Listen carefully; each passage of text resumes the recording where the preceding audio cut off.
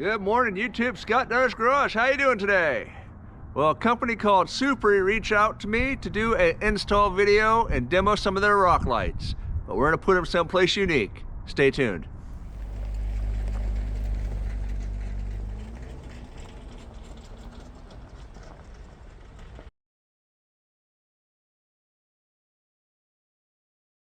All right, it is a balmy 30 degrees here. I think we're gonna get up to 40 today, but next week it's gonna get frigid.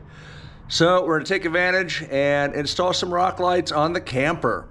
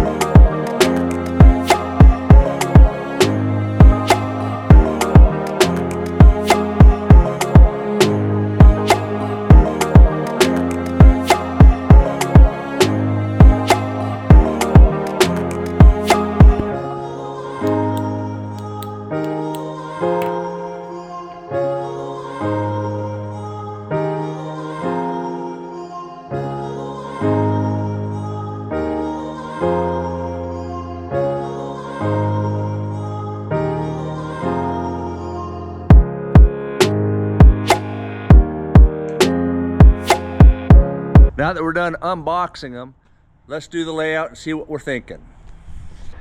All right, so I'm thinking the first light is gonna go on the frame at the front corner.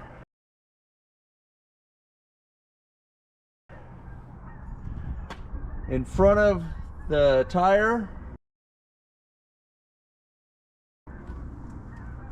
The back corner.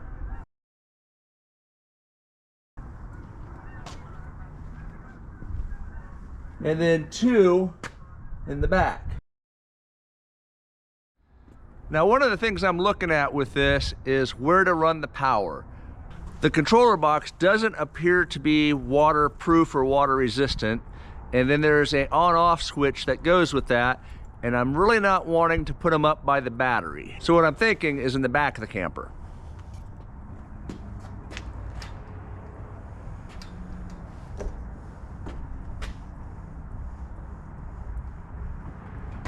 My shocks froze. That ain't good. So let's address that little issue with this.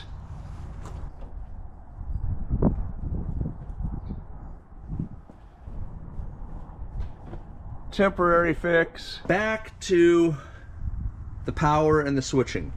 What I'm thinking is back behind this panel here.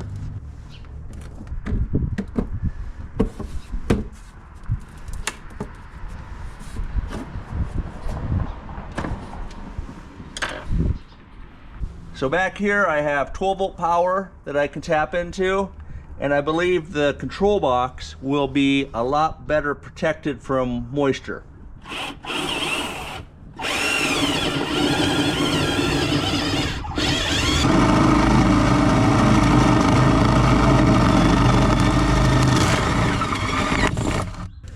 Now with a 7/8 inch hole drilled in the compartment, I ran my wires through.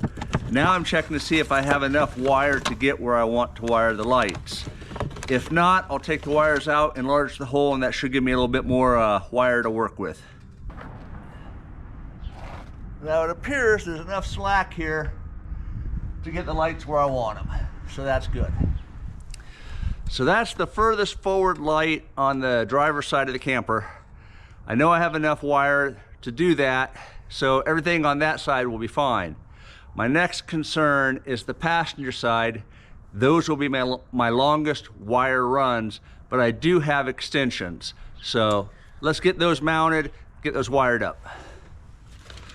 Now the lights do come with double-sided mounting tape, but I'm not gonna trust them. I'm gonna go ahead and use them, but I'm also gonna use self-tapping screws.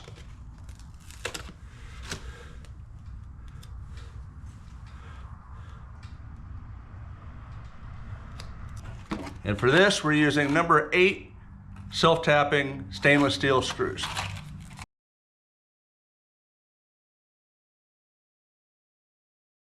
So what I've done is use some parts cleaner, cleaned off the metal there, put the double-sided tape on the back of the light. And I'm gonna mount it where I want it, which is on the bottom leading edge.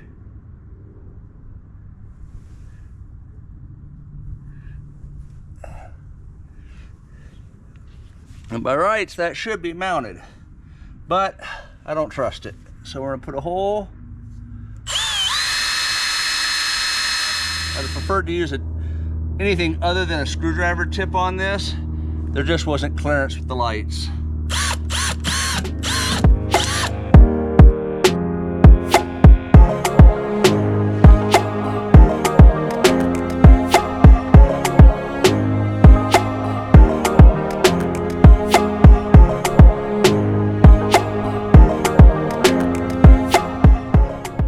Alright, so what we've done is the wires have come up through the floor.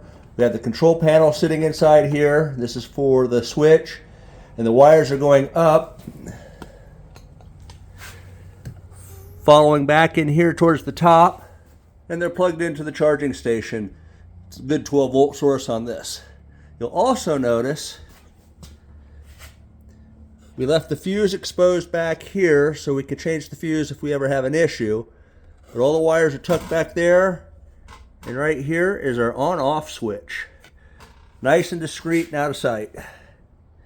I know you're all excited to see what these lights look like on the camper, but let's interrupt the video and let's talk about a new exciting feature with Dunnage Garage. We've gotten into the adventure camper rental business, so if you want to rent one of our campers, like the one behind us, please head to www.dunnagegarage.com and check us out. Now let's get back to that video.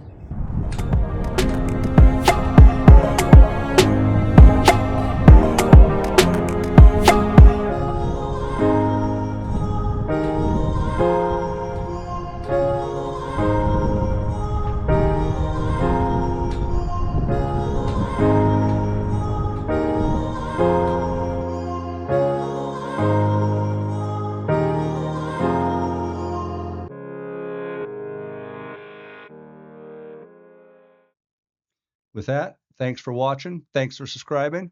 You have yourself a blessed day. Remember, life's an adventure. Go live it. And please go check out the website for the new camper rentals. See you in the next video.